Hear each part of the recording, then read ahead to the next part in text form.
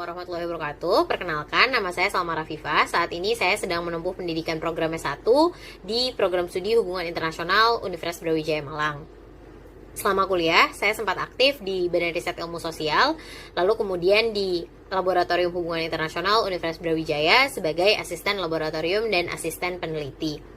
Hari ini mungkin aku ingin sedikit sharing mengenai bagaimana menghadapi dunia perkuliahan dan dinamikanya yang cenderung berbeda dengan dinamika yang kita hadapi ketika masa sekolah. Perbedaan mendasar pertama ketika kuliah menurut saya adalah ketika kita kuliah kita tidak lagi menemukan soal-soal dalam bentuk pilihan ganda ataupun multiple choice, melainkan soal-soal yang kita temukan adalah soal-soal berbentuk esai. Nah, ketika menjawab soal berbentuk esai, tentunya akan berbeda dengan cara menjawab soal multiple choice yang kemudian biasanya kita hanya perlu menemukan satu jawaban, lalu kemudian jawaban tersebut pasti benar. Nah, sementara ketika kita menjawab soal berbentuk esai, maka jawaban yang diberikan harus memberikan sebuah argumen mengapa kemudian jawaban tersebut benar. Nah, hal ini kemudian membutuhkan kita untuk melakukan riset dan membaca lebih jauh, lebih banyak terkait jawaban yang akan kita berikan. Ketika kita menjawab soal multiple choice, kita hanya perlu buka textbook, cari jawaban mana yang sesuai, dan jawaban tersebut hampir pasti benar. Sementara ketika kita menjawab sebuah pertanyaan esai, maka jawaban yang diberikan harus lebih komprehensif. Lalu kemudian referensi yang dibaca mungkin tidak hanya satu, tapi kemudian rata-rata kemudian referensi yang dibaca ada 2, 3, 4, dan seterusnya. Ada sangat banyak referensi yang bisa dibaca untuk kemudian bisa menemukan argumen yang sesuai mengapa jawabannya harus jawaban yang kita tuliskan seperti itu.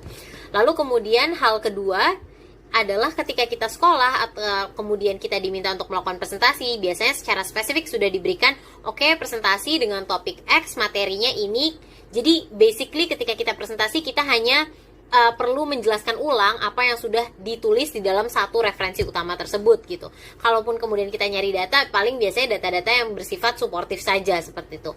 Nah, ketika kita masuk ke dunia perkuliahan, kondisinya sangat berbeda gitu. Kita biasanya hanya diberikan satu referensi utama, lalu kemudian satu topik. Kemudian studi kasusnya kita harus menentukan sendiri, lalu kemudian banyak referensi-referensi lain yang harus dibaca juga dan harus dicari sendiri untuk mendukung referensi utama gitu.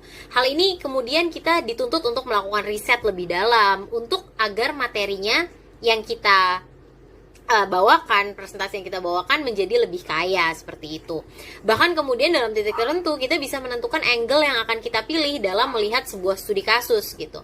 Bukan kemudian kita akan diberitahukan seluruhnya oleh dosen kita atau pembimbing kita atau asisten praktikumnya, tapi kemudian kita banyak untuk diminta mencari sendiri bagaimana menemukan jawaban, bagaimana melihat sebuah persoalan, sebuah fenomena atau studi kasus dan sebagainya seperti itu. Ketiga, ketika kita masuk ke dunia perkuliahan, secara manajemen waktu, itu benar-benar kita yang bertanggung jawab atas waktu yang kita miliki gitu. Jadi, kalau salah satu tips atau saran dari saya adalah kita bisa mengoptimalisasikan penggunaan kalender yang ada di ponsel pintar, tablet, atau kemudian laptop ataupun gadget lainnya. Jadi, timetable ataupun kemudian kalender bukan hanya digunakan ketika jam 15 saya ada lecture di gedung X dengan pengajar X, kira-kira selesai jam berapa, bukan seperti itu. Tapi kemudian kita bisa menentukan literally setiap waktu kita akan digunakan seperti apa, seperti itu. Jadi bukan hanya ketika ada kelas atau ketika ada rapat atau ada agenda, tapi kemudian kita benar-benar menentukan, misalnya jam sekian sampai jam sekian saya akan melakukan riset untuk proyek X. Lalu kemudian jam sekian sampai jam sekian saya akan mengerjakan tugas X gitu, tugas yang lain gitu.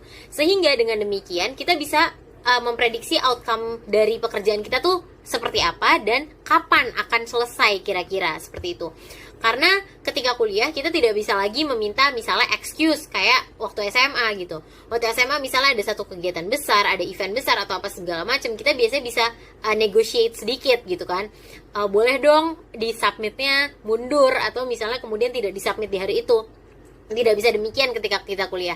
Karena ketika kita kuliah, kita menghadapi dunia yang sangat berbeda, lalu kemudian teman-teman kelas kita juga dinamika aktivitasnya macam-macam gitu.